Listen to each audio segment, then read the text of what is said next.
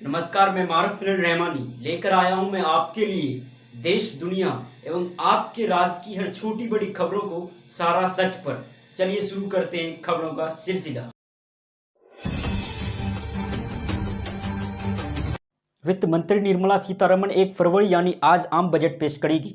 एक अंतरिम बजट समेत ये मोदी का 9वां बजट होगा और सीतारमण का 3रा। कोरोना के प्रकोप से बाहर निकल रहे देश के लिए ये बजट बेहद अहम है। महामारी से पार पाने के लिए वैक्सीन तो लगनी शुरू हो गई है, लेकिन आर्थिक संकट से पार पाने के लिए देश को अब इकोनॉमिक वैक्सीन की ज़रूरत है। जनवरी की शुरुआत में निर्मला सीतारमण ने कहा था कि इस साल का बजट ऐसा होगा जैसे पहले कभी नहीं देखा गया। उम्मीद है कि इस साल बजट में कोरोना से पीड़ित आम आदमी को राहत दी जा सकती है, उसके हाथ में अधिक पैसा देकर। माना जा रहा है कि इस बजट का फोकस नई नौकरियां पैदा करने पर हो सकता है। आम टैक्स पेयर्स के हाथों में अधिक पैसा डाला जा सकता है। ग्रामीण विकास पर अधिक खर्च और विकास योजनाओं के लिए ज़्यादा आवंटन का ऐलान भी हो सकता है। यही नहीं, स्वास्थ्य सेवा, बुनियादी ढांचे और रक्षा पर ज़्यादा खर्च के जरिए आर्थिक सुधारों को आगे बढ़ाने पर भी वित्त मंत्री का फोकस हो सकता है। तो वही नाराज किसान को भी बजट में तोहफा मिल सकता है। कृषि मंत्री समग्र विकास के रूप में एक्सपर्ट्स का कहना है कि ये बजट ऐसा है जो दुनिया की सबसे तेजी से बढ़ती अर्थव्यवस्थाओं में भारत को फिर से खड़ा करे और देश की इकोनॉमी को दशा और दिशा दे।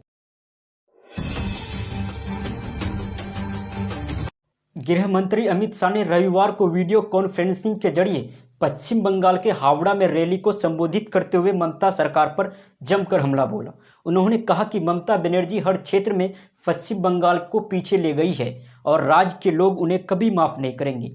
शाह बोले कि टीएमसी और दूसरी पार्टियों के नेता बीजेपी ज्वाइन कर रहे हैं और राज्य में चुनाव होने तक ममता दी अकेली रह जाएगी। साथ ही गृह मंत्री ने यह भी ऐलान किया कि बंगाल में बीजेपी की सरकार आने के बाद कैबिनेट में पहला फैसला आयुष्मान भारत को लागू करने का होगा। टिकरी और सिंगू बॉर्डर पर कृषि कानूनों के विरोध में आंदोलन कर रहे 2 किसानों की मौत होने से आंदोलनकारी किसानों में भारी गुस्सा है। टिकरी बॉर्डर पर जान गंवाने वाले 32 वर्षीय हरफुल सिंह पंजाब के बीरकला गांव के रहने वाले थे, जिनकी मौत दिल का दौरा पड़ने से हुई। तबीयत खराब होने के बाद हरफुल सिंह को अस्पताल ले जाया गया, जहां डॉक्टर्स ने उन्हें मृत घोषित कर दिया। वहीं सिंगू बॉर्डर पर 58 वर्षीय प्रदर्शनकारी दिलबाग की सर्दी के चलते मौत हो गई। दिलबाग हरियाणा के गोहाना के रहने वाले थे। दिलबाग किसान आंदोलन में बतौर वॉलंटियर सेवा दे रहे थे और पूरी रात पहरेदारी कर रहे। राजस्थान में गुरुवार को हुए 20 जिलों के 90 निकायों के चुनाव में सत्तारूढ़ कांग्रेस ने बाजी मारी है। कांग्रेस के 1197 वार्ड सदस्यों ने घोषित परिणामों में जीत का परचम लहराया। राज्य निर्वाचन आयोग ने इस बारे में जानकारी दी है। हालांकि बीजेपी को भी इस चुनाव में खासा नुकसान नहीं हुआ है। उसने 1140 सीटों पर जीत दर्ज कर दूसरा स्थान हासिल किया। राज्य निर्वाचन आयोग के मुताबिक निकाय चुनाव में 634 निर्दलीय उम्मीदवारों ने भी जीत दर्ज की है। वहीं 46 वार्ड में एनसीपी, 13 वार्ड में आरएलपी, 3 वार्ड में सीपीआईएम और 1 सीट पर बसपा के उम्मीदवार ने कब्जा जमाया। एंटरटेनमेंट इंडस्ट्री पर कोरोना महामारी की भयानक मार पड़ी। सोमवार से थिएटर्स पूरी क्षमता के साथ खुलने को तैयार है। हालांकि फिर भी इंडस्ट्री को बजट से काफ़ी उम्मीदें होगी।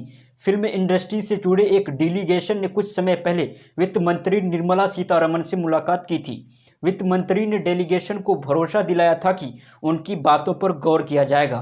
मनोरंजन जगत जीएसटी और बजट में मनोरंजन टैक्स को कम करने की मांग काफ़ी समय से करता आ रहा है। ऐसे में इस बजट से इंडस्ट्री को इसकी उम्मीद होगी। ऐसा बताया जाता है कि एक्साइज ड्यूटी के चलते भी फिल्म मेकर्स को काफ़ी नुकसान होता है। ऐसे में कोरोना महामारी के कारण जब हर किसी की जेब पर असर पड़ा है, तो मनोरंजन जगत भी जीएसटी, एक्साइज ड्यूटी और मनोरंजन टैक्स में कमी आने की उम्मीद आने वाले बजट से बांधे हुए है। दिल्ली पुलिस ने फ्रीलांस पत्रकार मनदीप पूनिया को गिरफ्तार कर तिहाड़ जेल भेजे जाने के खिलाफ रविवार को पत्रकारों ने बड़ी संख्या में दिल्ली पुलिस हेडक्वार्टर के सामने विरोध प्रदर्शन किया। पत्रकारों ने दिल्ली पुलिस पर फ्री प्रेस को कुचलने का आरोप लगाया और जमकर नारेबाजी की। इससे पहले पत्रकार मनदीप को कोर्ट में पेश किया गया था, जहां से पुलिस को पूनिया की 14 दिन की न्यायिक हिरासत मिल गई। सिंघू बॉर्डर पर आंदोलन को कवर कर रहे स्वतंत्र मनदीप पूनिया पर दिल्ली पुलिस ने एसएचओ के साथ बदतमीजी का आरोप लगाते हुए हिरासत में लिया था और फिर अज्ञात जगह ले गई थी।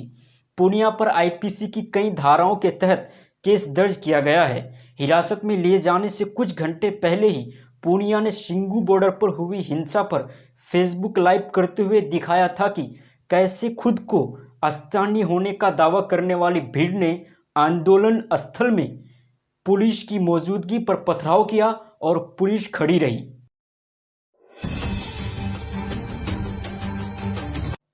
कांग्रेस नेतृत्व को लेकर लगातार उठ रहे सवालों के बीच अब दिल्ली कांग्रेस ने राहुल गांधी को तत्काल प्रभाव से पार्टी का अध्यक्ष बनाने का प्रस्ताव पारित किया है। इसके बाद अन्य राज्यों से भी कांग्रेस इकाइयां ऐसे प्रस्ताव पारित कर राहुल गांधी की ताजपोशी की मांग कर सकती है। दिल्ली प्रदेश कांग्रेस कमेटी के अध्यक्ष अनिल चौधरी का कहना है कि राहुल गांधी ने अपनी नेतृत्व क्षमता दिखाई है। किसानों से लेकर जीएसटी तक उनकी भविष्यवाणी सच साबित हो रही है, इसलिए उन्हें फिर से कांग्रेस अध्यक्ष बनाने का प्रस्ताव पारित किया गया है। दरअसल रविवार को वरिष्ठ कांग्रेस नेताओं की एक महत्वपूर्ण बैठक बुलाई, जिसमें सर्वसम्मति से प्रस्ताव पारित कर राहुल गांधी से अध्यक्ष पद कार्यभार संभालने के लिए अनुरोध किया गया। बता दें कि साल 2019 लोकसभा चुनाव के बाद राहुल गांधी ने कांग्रेस के अध्यक्ष पद से इस्तीफा दे दिया था, जिसके बाद से ही उन्हें दोबारा पद संभालने को लेकर मांग उठ रही है। राकेश टिकैत के आंसुओं ने किसान आंदोलन को नया मोड़ दिया और एक के बाद एक पश्चिमी उत्तर प्रदेश में हो रही पंचायतों में सरकार के खिलाफ माहौल बनता नजर आ रहा है। रविवार को बागपत के बड़ौत में हुई महापंचायत में जमा हुए किसानों ने ऐलान किया कि वे आंदोलन को कमजोर नहीं पड़ने देंगे और पूरी पश्चिमी यूपी से किसान गाजीपुर जाकर राकेश टिकैत के आंदोलन को मजबूती देंगे।